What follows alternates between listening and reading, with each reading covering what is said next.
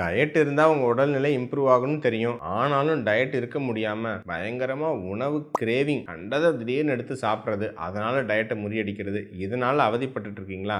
இதை வெல்றதுக்கு 5 simple tips சொல்கிறேன், கேட்டுக்குங்க. இந்த கிரேவிங் அப்படிங்கிறது திடீர்னு நம்ம மனசில் தோன்ற ஒரு எண்ணம். ஸோ திடீர்னு ஒரு மனசில் ஒரு எண்ணம் தோன்றி நம்ம கண்டதை எடுத்து சாப்பிட்ருவோம். நம்ம வேணான்னு நினச்சாலும் அந்த நிமிஷம் நம்ம எண்ணம் நம்ம கண்ட்ரோலில் இருக்காதுங்க. ஸோ இதை ஈஸியாக காக்னிட்டிவ் பிஹேவியரல் தெரப்பி டெக்னிக்ஸ் இது மூலமாக நம்ம வெல்ல முடியும். அப்படின்னா என்னதுங்க? அதாவது நம்ம ஏதோ ஒரு விஷயம் நடக்குது, ஒரு ஸ்ட்ரெஸ்ஸான விஷயமோ அல்லது ஒரு கோபம், ஒரு சண்டை அல்லது சோகம், ஏதோ ஒன்று. அதனால நாமளா என்ன நினைச்சுக்கிறோம்? நாம் ஸ்வீட்டு சாப்பிட்டா சரியாயிடும் அல்லது நல்ல ஒரு பிரியாணி சாப்பிட்டா சரியாயிடும் நாமளா ஒன்று நினைச்சுக்கிறோம். அதுக்கப்புறம் அதை ஃபாலோ பண்ணி நம்மளுடைய கோல்ல இருந்து வெளியே வந்துடுறாங்க. இதுதான் பொதுவாக நிறைய பேருக்கு நடக்குது. இதுல இருந்து எப்படி வெளியே வருது? Number 1, identifying the trigger.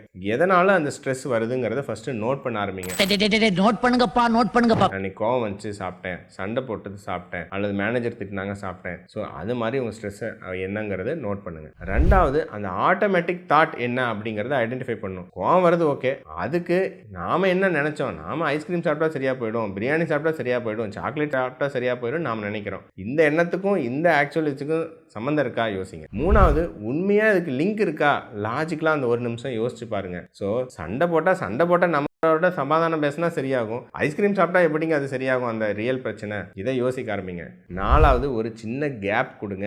10 minute ரூல்னு சொல்லுவோம். இப்படி ஒரு கிரேவிங் வரப்ப ஒரு 10 நிமிஷம் எதுவும் பண்ணாதீங்க. டக்குன்னு ஸ்விக்கி எடுத்து ஆர்டர் பண்ணிடாதீங்க, டப்பாவை திறந்து சாப்பிட்றாதீங்க. 10 நிமிஷம் உண்மையாக நான் சொன்ன விஷயம்லாம் யோசிச்சு பாருங்க. உண்மையாக நீங்கள் அந்த ஐஸ்கிரீம் சாப்பிட்றதுனால அந்த பிரச்சனை சரியாக போகுதா, சால்வ் ஆக போகுதான்னு யோசிங்க. அப்போ நம்ம மனசு கொஞ்சம் காம் டவுன் ஆகிடும். 10 நிமிஷம் பிரேக் கொடுத்தாலே 70% கிரேவிங் குறையிறதா ஆராய்ச்சி சொல்லுதுங்க. 5வது முக்கியமான விஷயம், இந்த மாதிரி டைமில் இதுக்கு பதிலாக வேற ஒரு விஷயம் பண்ண ஆரம்பிங்க. ஒரு வாக் போங்க, அப்புறம் ஒரு குளியல் எடுங்க, ஒரு பாட்டு கேளுங்க, சரிங்களா? ஒரு 10 புஷ்அப்ஸை போடுங்க, ஸ்கிப்பிங் ஒரு 50 பண்ணுங்க. அந்த மாதிரி உங்கள் பிஹேவியர்ஸை மாற்றுங்க. ஸோ இது பண்ண ஆரம்பிச்சிங்கனாவே அடுத்த கோவமோ ஸ்ட்ரெஸ்ஃபுல்லோ அல்லது இமோஷன்ஸ் வரப்போ நீங்கள் சாப்பிட்றது, ஸ்நாக்ஸ் சாப்பிட்றது, ஸ்வீட் சாப்பிட்றதுக்கு பதிலாக வேற ஒரு நல்ல உங்களுக்கு ஹெல்த்தியான விஷயம் பண்ண ஆரம்பிக்கலாம். இது பண்ணிங்கனாவே கிரேவிங்கும் குறைஞ்ச பாடாக இருக்கும், உங்களுக்கு ஆரோக்கியமும் மேம்பட்ட மாதிரி இருக்கும். ஸோ அடுத்த முறை கிரேவிங் வரும்போது இந்த 5 ஸ்டெப்பை ஃபாலோ பண்ணிவிட்டு எப்படி இம்ப்ரூவ்மெண்ட் இருந்துச்சுங்கிறத கமெண்ட் செக்ஷனில் தெரியப்படுத்துங்க.